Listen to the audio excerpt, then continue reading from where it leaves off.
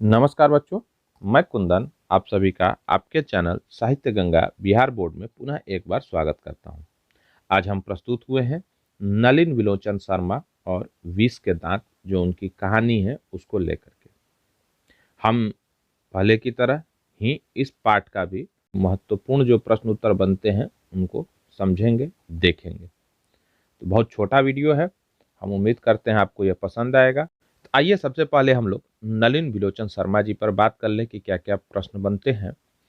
तो नलिन विलोचन शर्मा जी हिंदी कविता के प्रपदवाद के प्रवर्तक, मतलब इन्हीं से यह प्रपदवाद शुरू हुआ है, और नई शैली के आलोचक। आलोचक मतलब हो गया जो आलोचना करते हैं, सारी चीज़ों को अच्छाई बुराई सबको लिखते हुए आलोचक हो जाते हैं। तो इनका सबसे बड़ा रोल हिंदी साहित्य में रहा है कि यह प्रपत्ववाद के प्रवर्तक और नई शैली के आलोचक रहे हैं। शैली माने ढंग। यह पहला प्रश्न बनता है।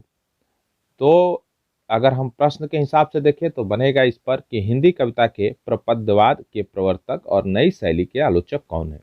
तो सही उत्तर होगा नलिन विलोचन शर्मा।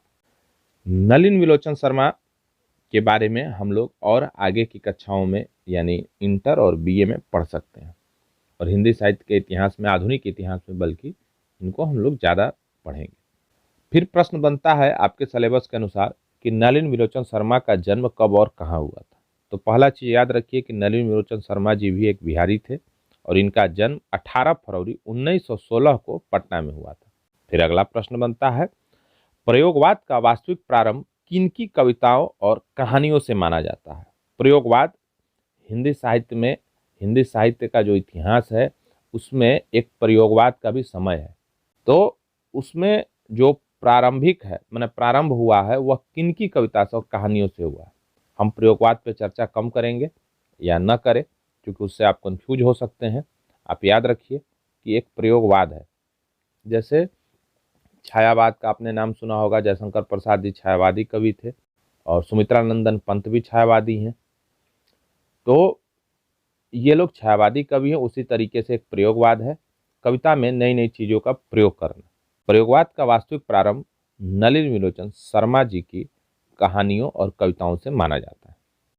अगला प्रश्न है, साहित्य का इतिहास दर्शन, मानदंड, दृष्टिकोण के रचनाकार कौन है। यहाँ पे हमने तीन ही उठाया, वैसे तो आपकी किताब में और भी हैं, तो हमने उनको छोड़ दिया है, लेकिन यहाँ से तीन महत्वपूर्ण है, और एक और भी है, साहित्य तत्व और आलोचना। यह चूंकि थोड़ा टफ होगा तो इस पे प्रश्न बनने के चांसेस कम है। तो साहित्य का इतिहास दर्शन, मानदंड, दृष्टिकोण के रचनाकार कौन है। तो नलिन विलोचन शर्मा जी हैं। याद रखिएगा, साहित्य का इतिहास। अब साहित्य कौन सा है इसमें, तो हिंदी साहित्य की ही बात है यहाँ पे। मानदंड, कैसा पैरामीटर हो, और तीसरा हो गया दृष्टिकोण, नजरिया क्या होगा, है ना। ये इनकी किताब है जो हमने लिखा हुआ है स्क्रीन पर। तो इसके रचनाकार नलिन विलोचन शर्मा जी हैं। अब आइए हम लोग विष के दांत कहानियों से प्रश्न को उठाते हैं। हमने ये एक एक नंबर के प्रश्न उठाए हुए हैं। सेन साहब ने कार कितने में खरीदी थी।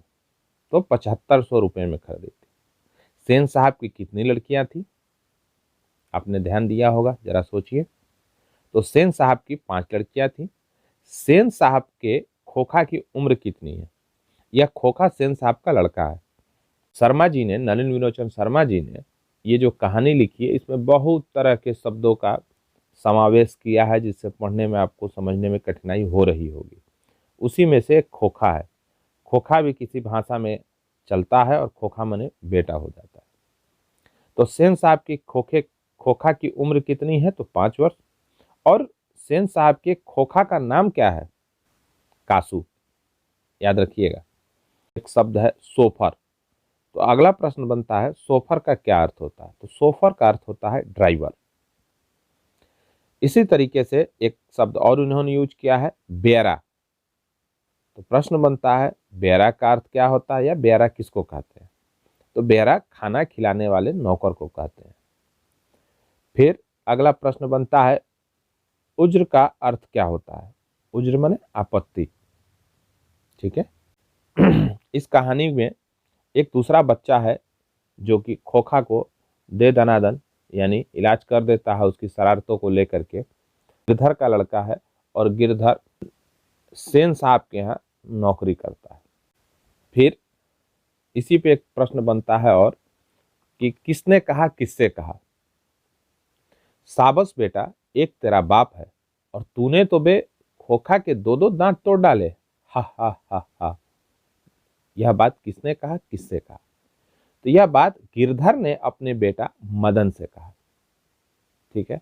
इसमें मुख्यतः आप याद रखिए कि मुख्य पात्र इसमें खोखा है जो कि एक शरारती बच्चा है, 5 ही साल का है, और सेन साहब इस बच्चे के बाप है जो कि एक अच्छे पैसे वाले हैं, रसूखदार आदमी हैं। बच्चियां तो उनकी बहुत सुलझी हुई हैं, अनुशासन में भी रहती हैं, लेकिन बच्चा बिगड़ा हुआ है और सेन साहब उसको सुधारने का कोई भी प्रयास नहीं करते हैं, बल्कि नादानियां समझ करके उसको माफ़ करते जाते हैं। इवन दूसरे पर बिगड़ जाते हैं, नहीं नहीं बच्चा ठीक होगा, इस तरह का है। लाड प्यार में वो बच्चा बिगड़ रहा है और इसीलिए इस कहानी का नाम 20 के दांत रखा गया है। ध्यान रखिएगा, ये प्रश्न बनता है कि 20 के दांत इस कहानी का नाम कहाँ तक उचित है।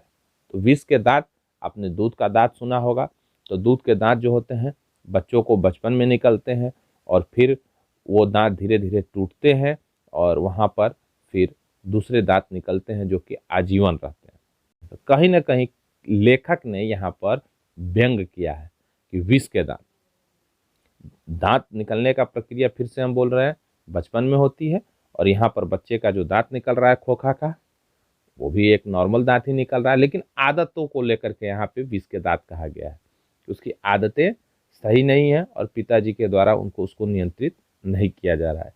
और इसी के परिणाम स्वरूप इस कहानी में दिया हुआ है कि मदन के साथ कभी कुछ हो जाता है जिसके कारण मदन उसको दे दनादन दे देता है। एक अंतिम प्रश्न इस पे बनता है कि रस्क का अर्थ क्या होता है।